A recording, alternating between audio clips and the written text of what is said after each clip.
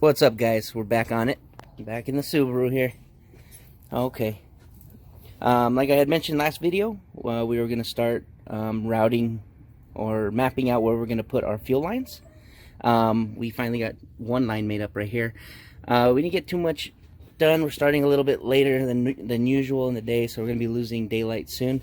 So we went ahead and attached the downpipe, the Megan downpipe, and we went ahead and put in the AEM wideband oxygen sensor there, so, or air fuel sensor, whatever you want to call it.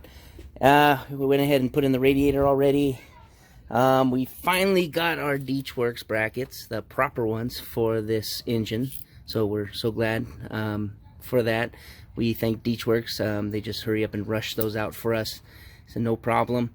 So what we got over here is making the lines right here, and what we decided to do is run entire PTFE line, and it was kind of hard because of the hard line normally uses a hose clamp. So what we wound up doing was using a push lock male fitting here, -6 male fitting, and some high pressure hose. The fitting and the tube is almost touching in here.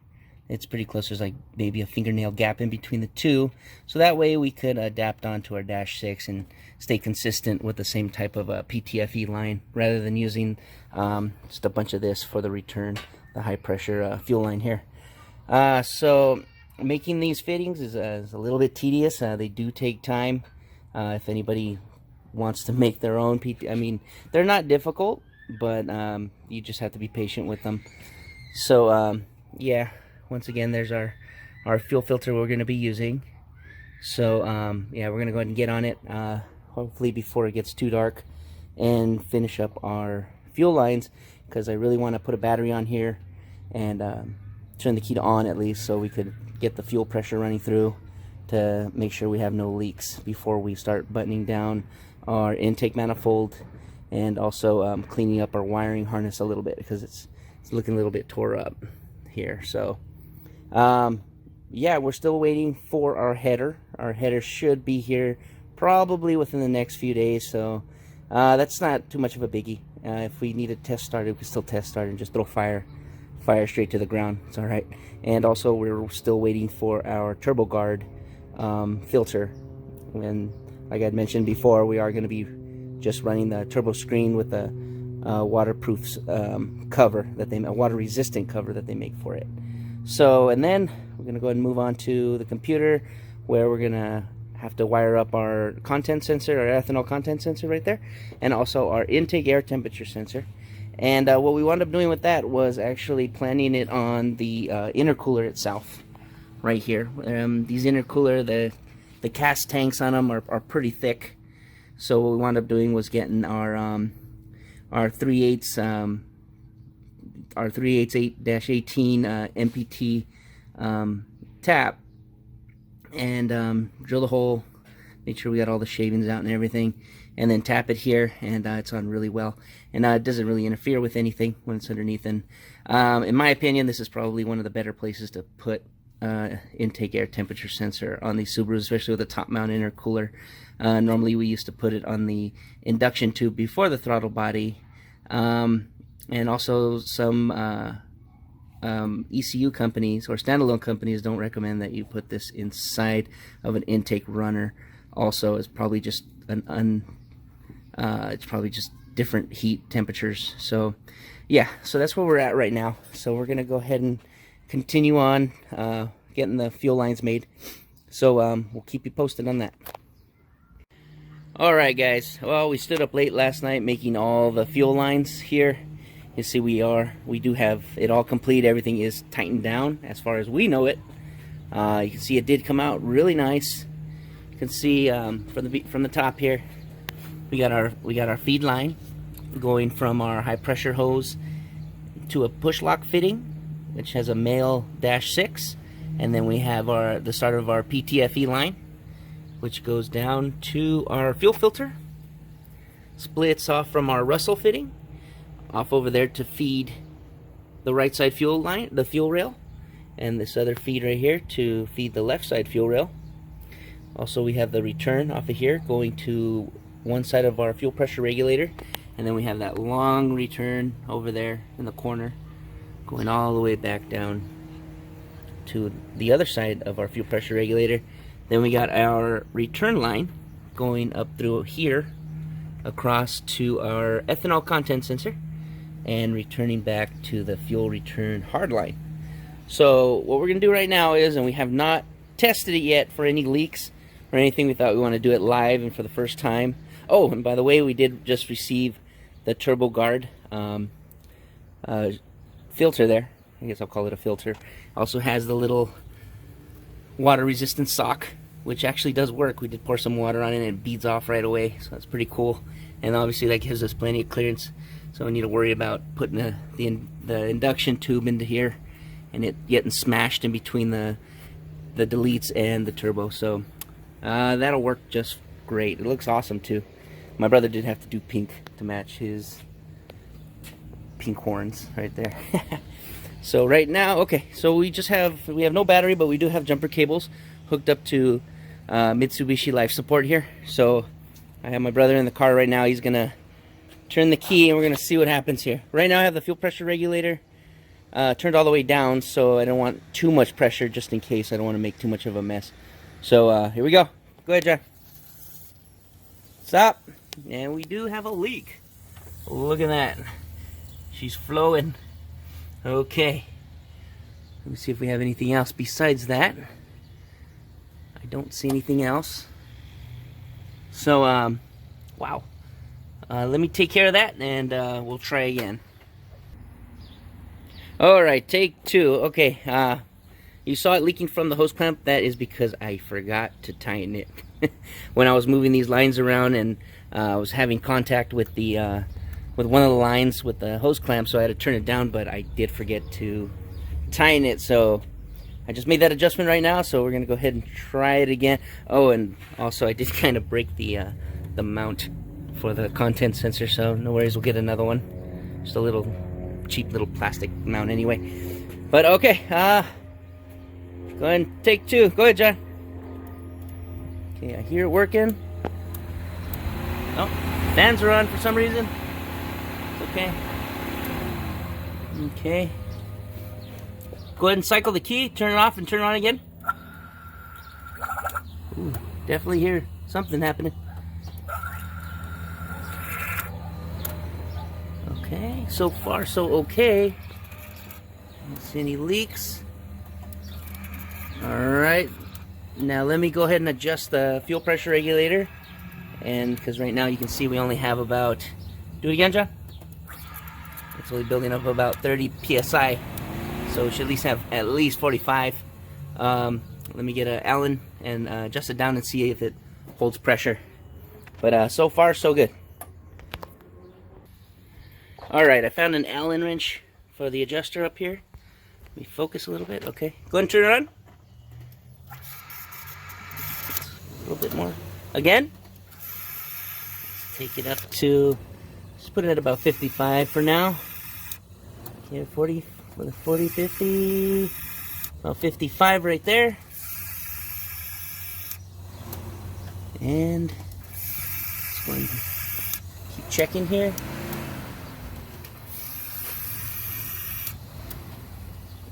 So far so good. I don't smell anything.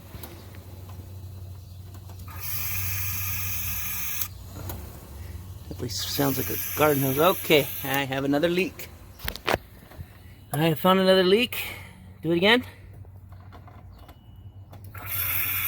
And it's leaking from my fitting. So let me see if we have a bad fitting or if that's not as tight as it should be. So hold on one second, let me make that adjustment and then we'll recheck again. Alright, I think we got it now. We're going to go ahead and test again. Go ahead, John. I think I really need to invest in a AN wrench. I thought I saw something jump across my screen right there. Okay, let's go ahead and have a look now. Right down here. You can hear that fuel flowing through there. See, got no leaks there. Let's go back to here.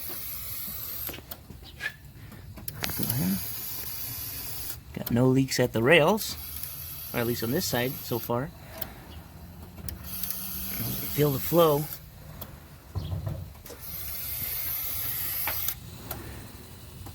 And I think we're good. Excellent. Okay, well, our hose making skills have paid off for now. So we just got to make sure we just double check all of our fittings before we do the initial start, and then we're going to recheck for leaks after the injectors, because I just feel like these were a little bit loose for some reason, but they seem to be okay. I was just kind of concerned about the gap in between the seat of the injector and also the inlet or outlet of the fuel rail here.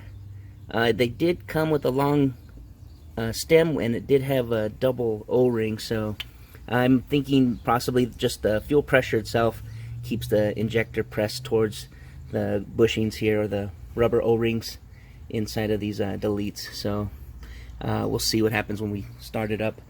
So okay, we're gonna go ahead and start running our lines for our ethanol content sensor and also our intake air temperature sensor. So let me get on to that. Alright, just real quick, the standalone computer that we chose to go with is the Megasquirt 3 PMP Pro, PMP for plug and play. I believe it's a relatively new ECU for the Subaru. They only make it for the WRX only. I'm not sure why they don't make it for an STI. But this is what we wound up going with. Just the features on it just seem to fit with what we're looking for. I like the fact that, well, most standalone ECUs nowadays come with the built-in map sensor. This one I believe is a 4-bar or 3-bar.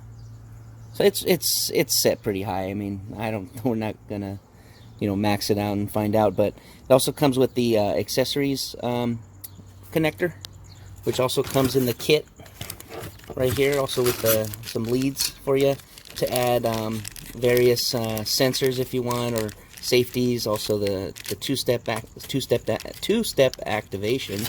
In here it came with the serial cable, and also came with the vacuum hose along with the T, because all you need to do is just plug this into the intake manifold or wherever vacuum is available, and plug her right into here so it can get the map working. So we have to find out what pins we're going to be using to run our ethanol content sensor and our intake air temperature sensor, which is all off of here. They don't have you cut or modify your airflow meter connector on there, which is great. I mean, I don't really doubt we're ever going to go back to an airflow meter, but they just say, in the directions, just we don't use the airflow meter. Tie off your connector and put it in a safe place. That's all it says, because we do not use it. So, and once again, that's why we are able to run our TurboGuard with no induction tube whatsoever. So okay, we're gonna go ahead and figure out where this goes, because according to the directions, even though it has like mounts right here, it actually doesn't replace the ECU. They want you to kind of find another place. They have an idea. They show a photo of them using zip ties. So we'll see how that works out. So we'll be right back with you as soon as we figure this out. Alright, now we got all the extra wires that we needed to run to our new sensors that we're adding. This is for our intake air temperature sensor, and obviously our content sensor, which is already plugged in. We also needed to run the vacuum line. This goes from the ECU to the intake manifold. And also we needed to get a few vacuum tees, and also some just some hose to run from here to our catch can. So we're going to be running 2 catch cans on this thing. One solely for the crank ventilation, which is the big one right here, and we'll have the valve covers joined together into its own catch can. And so we have all the wires pulled through there. Let me show you the computer. Everything looks like a mess right now. Okay, So the way they wanted to mount, let's see, the Mega Squirt is a lot fatter than the factory ECU, so it does not fit in the original spot no matter what we tried to do, because in the plate that goes over it doesn't even let it sit down. So we're just gonna go with the directions suggestion, which is actually just mounting it up in between the air box, right? I'm sorry, not the air box, the fan box right here. So yeah, we're gonna go ahead and do that. We have all of our wires to sort out and to tap into the accessories, the accessory connector right here. So I got to bring up a pin out on that. They included all the pin out on a thumb drive, all the directions, the installation. It's supposed to come with a close to factory base map, which we're gonna find out if that's true or not.